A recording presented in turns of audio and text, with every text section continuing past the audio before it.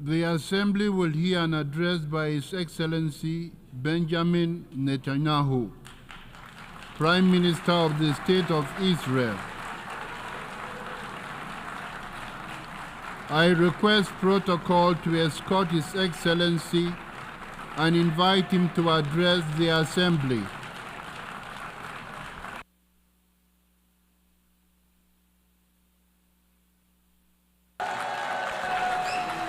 Order, please.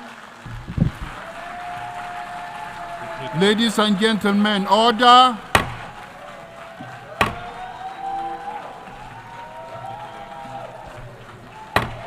Order, please.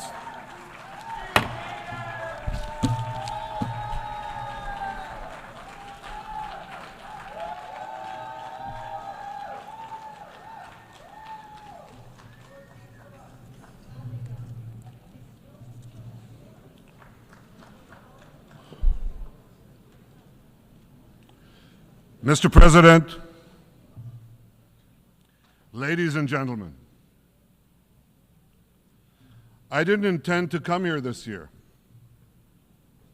My country is at war, fighting for its life. But after I heard the lies and slanders leveled at my country by many of the speakers at this podium, I decided to come here and set the record straight.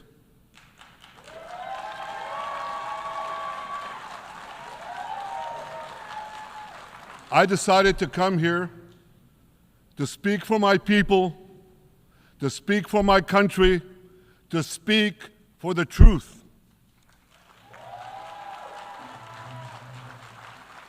And here's the truth. Israel seeks peace. Israel yearns for peace. Israel has made peace and will make peace again.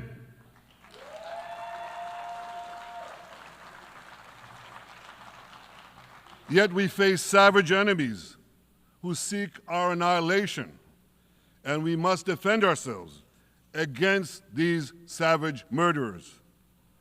Our enemies seek not only to destroy us, they seek to destroy our common civilization and return all of us to a dark age of tyranny and terror.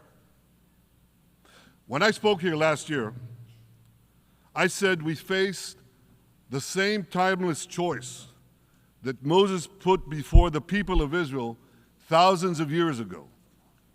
As we were about to enter the Promised Land, Moses told us that our actions will determine whether we bequeath to future generations a blessing or a curse. And that is the choice we face today. The curse of Iran's unremitting aggression, or the blessing of a historic reconciliation between Arab and Jew. In the days that followed that speech, the blessing I spoke of came into sharper focus.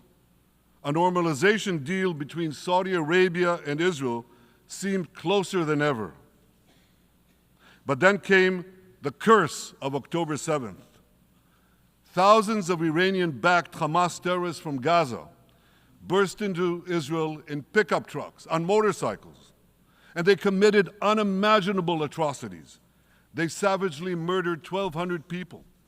They raped and mutilated women. They beheaded men. They burned babies alive. They burnt entire families alive, babies, children, parents, grandparents, in scenes reminiscent of the Nazi Holocaust. Hamas kidnapped 251 people from dozens of different countries, dragging them into the dungeons of Gaza. Israel has brought home 154 of these hostages, including 117 who returned alive. I want to assure you, we will not rest until the remaining hostages are brought home too. And some of their family members are here with us today. I ask you to stand up.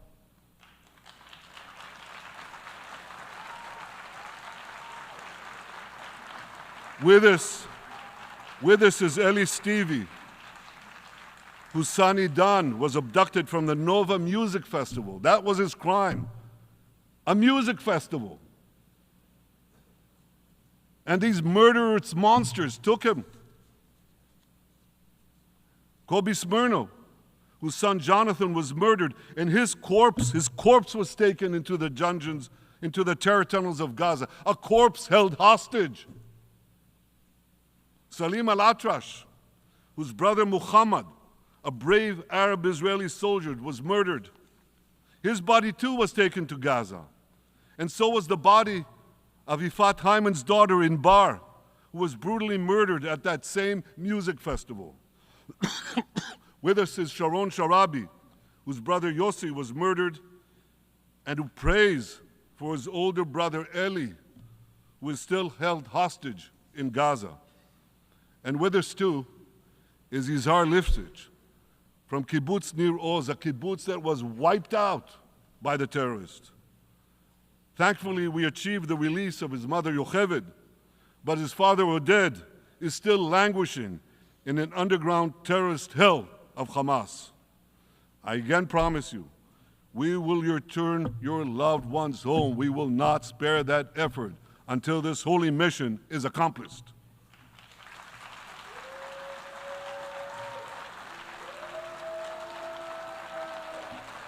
Ladies and gentlemen, the curse of October 7th began when Hamas invaded Israel from Gaza, but it didn't end there. Israel was soon forced to defend itself on 6 more war fronts organized by Iran. On October 8th, Hezbollah attacked us from Lebanon. Since then, they fired over 8,000 rockets at our towns and cities, at our civilians, at our children. 2 weeks later, the Iran-backed Houthis in Yemen launched drones and missiles at Israel, the first of 250 such attacks, including one yesterday aimed at Tel Aviv. Iran's Shiite militias in Syria and Iraq have targeted Israel dozens of times over the past year as well. Fueled by Iran, Palestinian terrorists in Judea and Samaria perpetrated scores of attacks there and throughout Israel. And last April, for the first time ever, Iran directly attacked Israel from its own territory, firing 300 drones, cruise missiles, and ballistic missiles at us. I have a message for the tyrants of Tehran. If you strike us, we will strike you. There is no place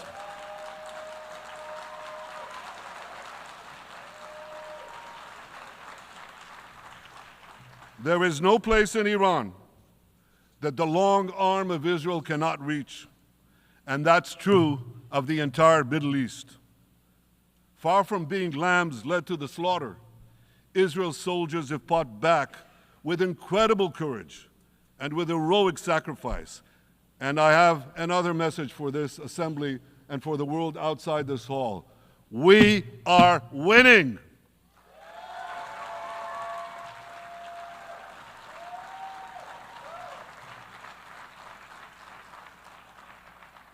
Ladies and gentlemen, as Israel defends itself against Iran in the seven-front war, the line separating the blessing and the curse could not be more clear. This is the map I presented here last year. It's a map of a blessing. It shows Israel and its Arab partners forming a land bridge connecting Asia and Europe between the Indian Ocean and the Mediterranean Sea. Across this bridge, we will lay rail lines, energy pipelines, fiber optic cables, and this will serve the betterment of 2 billion people. Now look at this second map. It's a map. Look at the second map. It's a map of a curse. It's a map of an arc of terror that Iran has created and imposed from the Indian Ocean to the Mediterranean. Iran's malignant arc has shut down international waterways. It cuts off trade. It destroys millions, destroys nations from within, and inflicts misery on millions. On the one hand, a bright blessing a future of hope. On the other hand, a dark future of despair. And if you think this dark map is only a curse for Israel, if you think that, then you should think again. Because Iran's aggression, if it's not checked, will endanger every single country in the Middle East and many, many countries in the rest of the world. Because Iran seeks to impose its radicalism well beyond the Middle East. That's why it funds terror networks on 5 continents. That's why it builds ballistic missiles for nuclear warheads to threaten the entire world. For too long, the world has appeased Iran.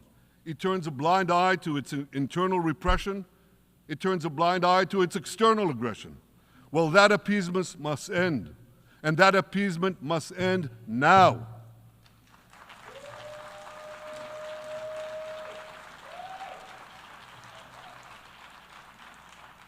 Nations of the world should support the brave people of Iran who want to rid themselves of this evil regime. Responsible governments should not only support Israel in rolling back Iran's aggression, they should join Israel. They should join Israel in stopping Iran's nuclear weapons program. In this body, in the Security Council, we're going to have a deliberation in a few months. And I call on the Security Council to snap back UN Security Council sanctions against Iran, because we must all do everything in our power to ensure that Iran never gets nuclear weapons.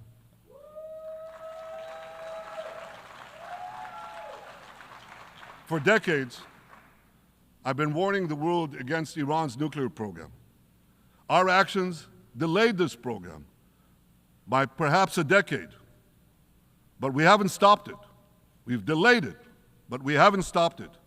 Iran now seeks to weaponize its nuclear program for the sake of the peace and security of all your countries. For the sake of the peace and security of the entire world, we must not let that happen. And I assure you, Israel will do everything in its power to make sure it doesn't happen.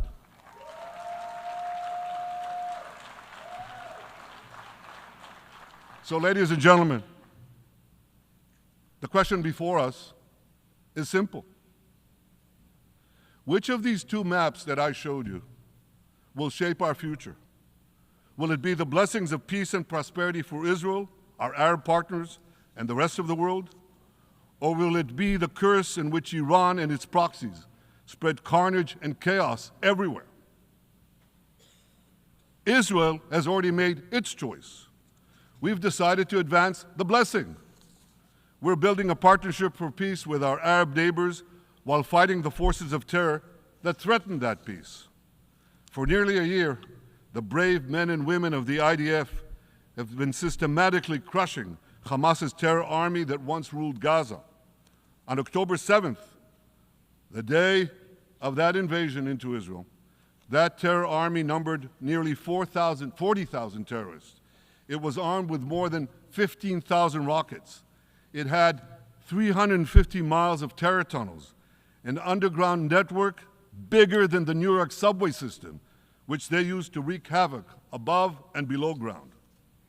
A year later, the IDF has killed or captured more than half of these terrorists, destroyed over 90% of their rocket arsenal, and eliminated the key segments of their terror tunnel network. In major military operations,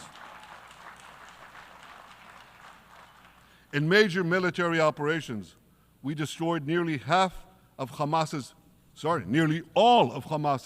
terror battalions, 23 out of 24 battalions. Now, to complete our victory, we are focused on mopping up Hamas's remaining fighting capabilities. We are taking out senior terrorist commanders and destroying remaining terrorist infrastructure.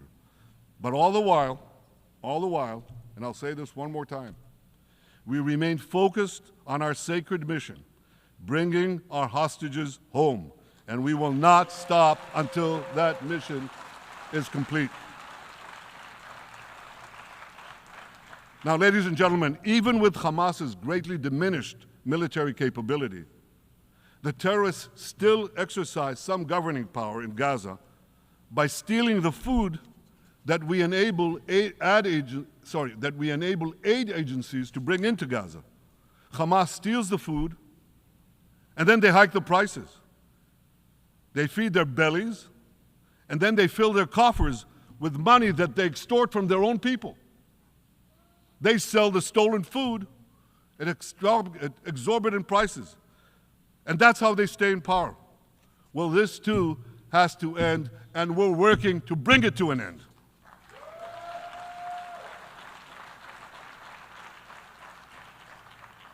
And the reason is simple. Because if Hamas stays in power, it will regroup, rearm, and attack Israel again and again and again, as it is vowed to do. So Hamas has got to go.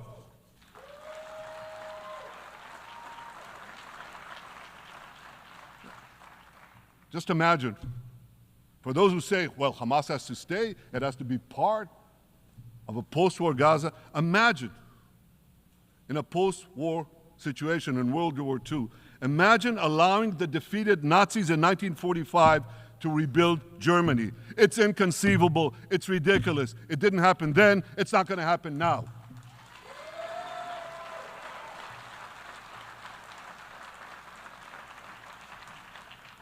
This is why Israel will reject any role for Hamas in a post-war Gaza. We don't seek to resettle Gaza. What we seek is a demilitarized and de-radicalized Gaza. Only then can we ensure that this round of fighting will be the last round of fighting. We are ready to work with regional and other partners to support a local civilian administration in Gaza committed to peaceful coexistence. As for the hostages, I have a message for the Hamas captors. Let them go. Let them go. All of them. Those alive today must be returned alive, and the remains of those whom you brutally killed must be returned to their families. Those families here with us today, and others in Israel, deserve to have a resting place for their loved ones, a place where they can grieve and remember them. This war, ladies and gentlemen, this war can come to an end now.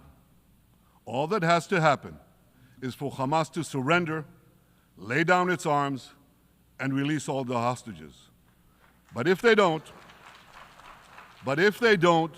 we will fight until we achieve victory, total victory. There is no substitute for it.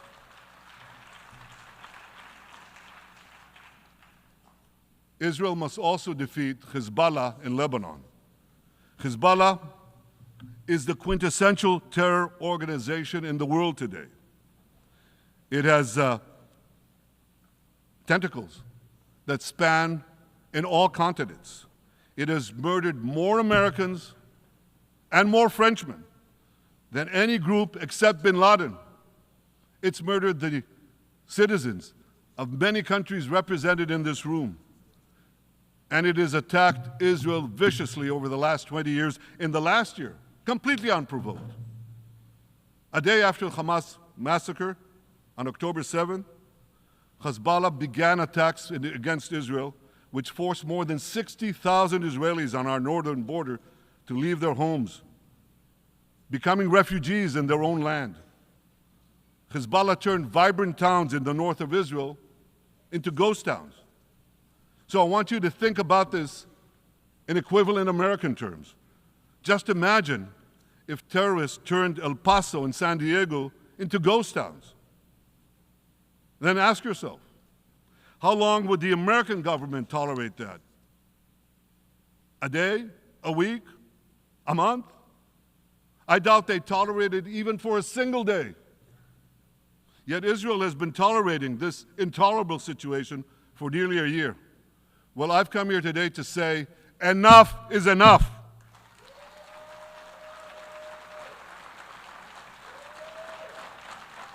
We won't rest until our citizens can return safely to their homes. We will not accept a terror army perched on our northern border, able to perpetrate another October 7th style massacre. For 18 years, Hezbollah brazenly refused to implement UN Security Council Resolution 1701, which requires it to move its forces away from our borders. Instead, Hezbollah moved right up to our border. They secretly dug terror tunnels to infiltrate our communities and indiscriminately fired thousands of rockets into our towns and villages. They fire these rockets and missiles not from military sites, not from that.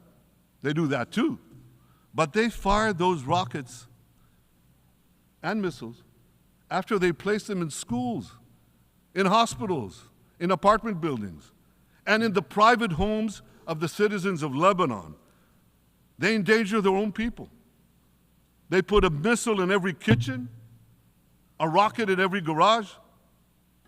I said to the people of Lebanon this week, get out of the death trap that Hezbollah has put you in. Don't let Nasrallah drag Lebanon into the abyss.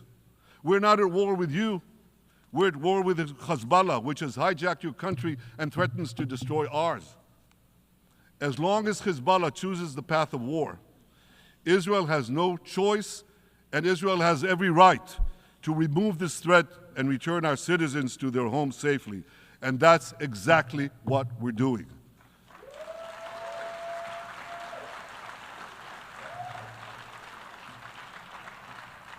Just this week, the IDF destroyed large percentages of Hezbollah's rockets, which it built with Iran's funding for 3 decades. We took out senior military commanders who not only shed Israeli blood, but American and French blood as well. And then we took out their replacements, and then the replacements of their replacements. And we'll continue degrading Hezbollah until all our objectives are met.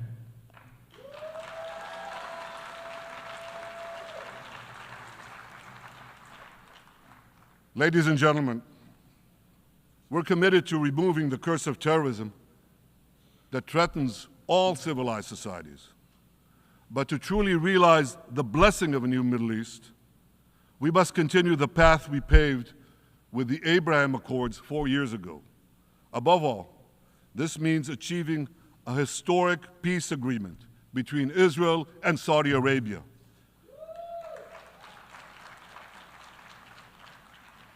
And having seen the blessings that we've already brought with the Abraham Accords, the millions of Israelis who've already flown back and forth across the Arabian Peninsula, over the skies of Saudi Arabia, to the Gulf countries, the trade, the tourism, the joint ventures, the peace, I say to you, what blessings such a peace with Saudi Arabia would bring. It would be a boon to the security and economy of our 2 countries. It would boost trade and tourism across the region. It would help transform the Middle East into a global juggernaut. Our 2 countries could cooperate on energy, water, agriculture, artificial intelligence, and many, many other fields. Such a peace, I'm sure, would be a true pivot of history. It would usher in a historic reconciliation between the Arab world and Israel, between Islam and Judaism, between Mecca and Jerusalem. While Israel is committed to achieving such a peace, Iran and its terror proxies are committed to scuttling it. That's why one of the best ways to foil Iran's nefarious designs is to achieve the peace. Such a peace would be the foundation for an even broader Abrahamic alliance. And that alliance would include the United States, Israel's current Arab peace partners, Saudi Arabia, and others who choose the blessing of peace. It would advance security and prosperity across the Middle East and bring enormous benefits to the rest of the world. With American support and leadership, I believe this vision can materialize, and much sooner than people think. And as the Prime Minister of Israel, I will do everything in my power to make it happen. This is an opportunity that we and the world should not let go by.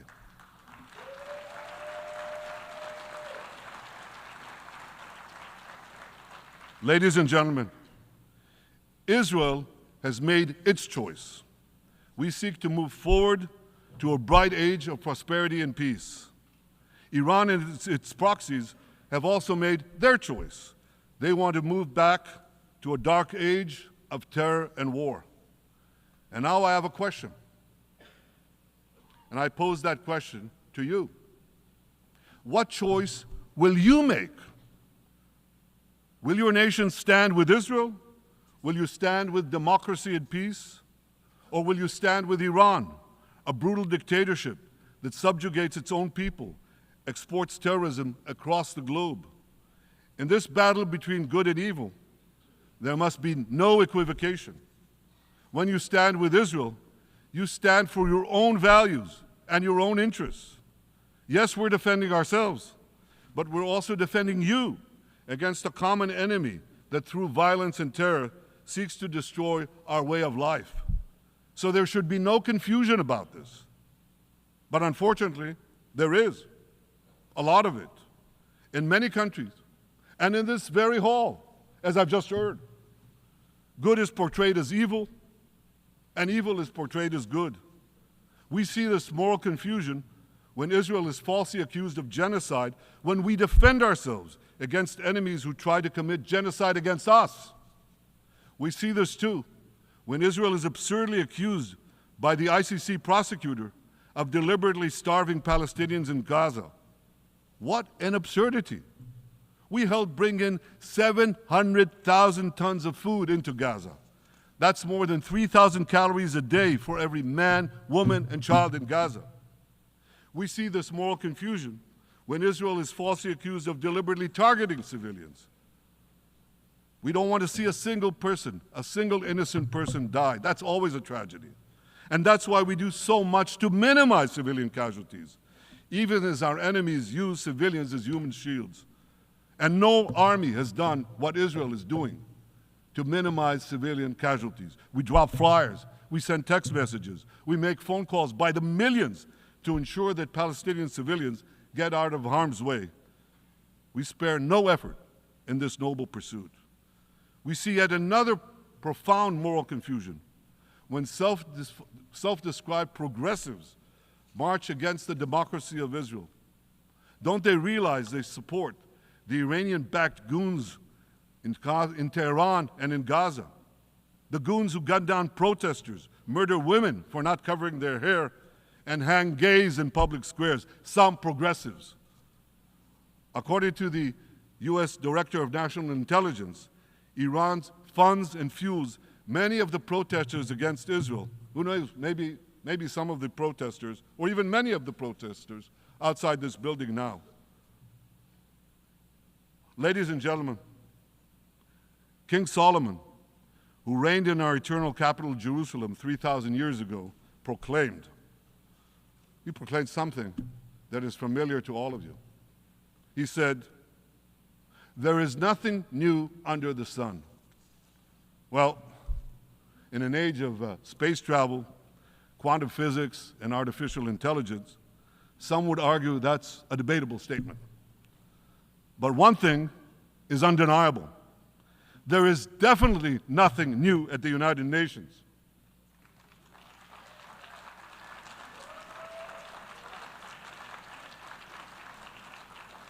Take it from me.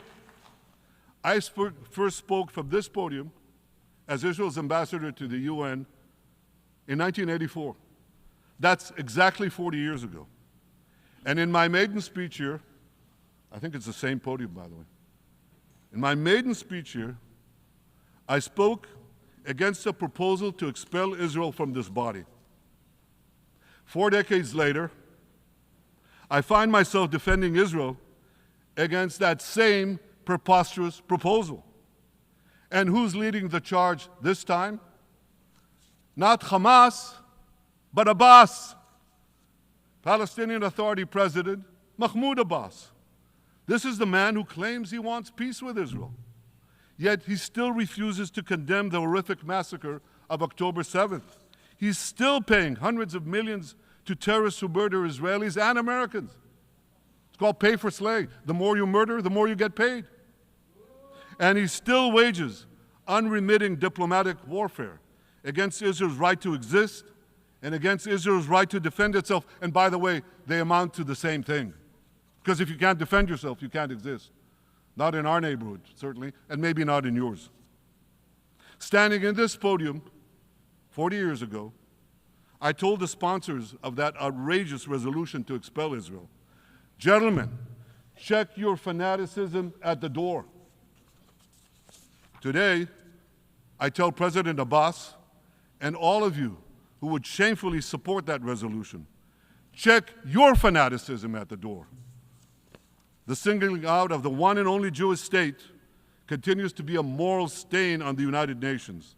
It has made this once respected institution contemptible in the eyes of decent people everywhere. But for the Palestinians, this UN House of Darkness is home court. They know that in this swamp of anti-Semitic bile, there's an automatic majority willing to demonize the Jewish state on anything. In this anti-Israel flat earth society, any false charge, any outlandish allegation can muster a majority.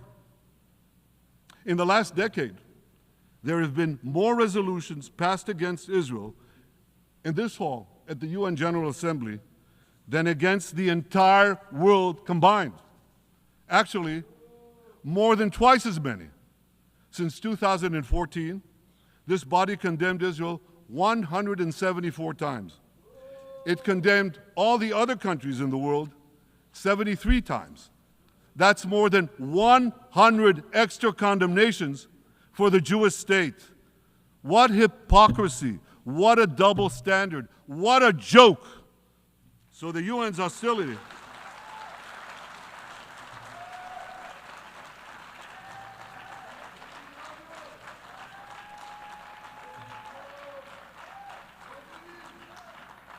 So all the speeches you heard today, all the hostility directed at Israel this year, it's not about Gaza. It's about Israel. It's always been about Israel's very existence. And I say to you, until Israel, until the Jewish state is treated like other nations, until this anti-Semitic swamp is drained, the UN will be viewed by fair-minded people everywhere as nothing more than a contemptuous farce.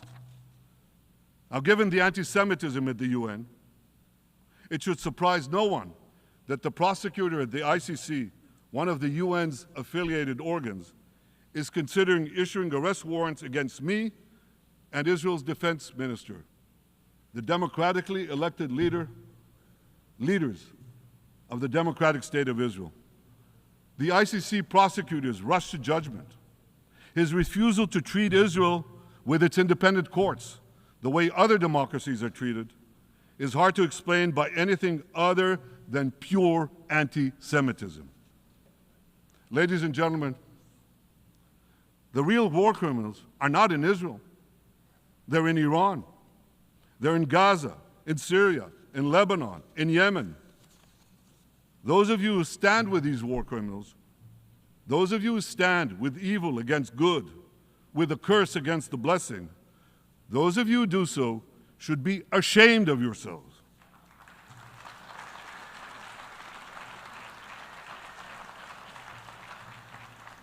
But I have a message for you. Israel will win this battle. We'll win this battle because we don't have a choice. After generations in which our people were slaughtered, remorselessly butchered, and no one raised a finger in our defense, we now have a state. We now have a brave army, an army of incomparable courage, and we are defending ourselves. As the book of Samuel says in the Bible, Netzach Yisrael lo yishaker. The eternity of Israel will not falter.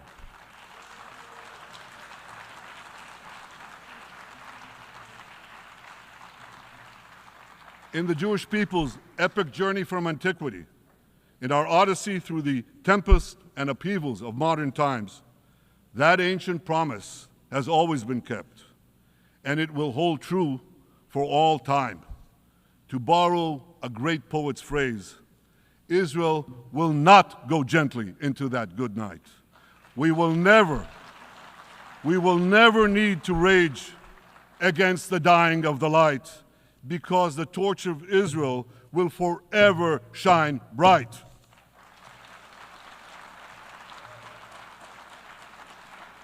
To the people of Israel and to the soldiers of Israel, I say, be strong and of good courage.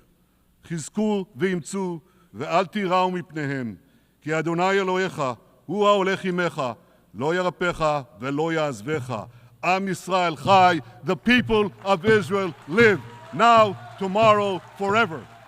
Thank you.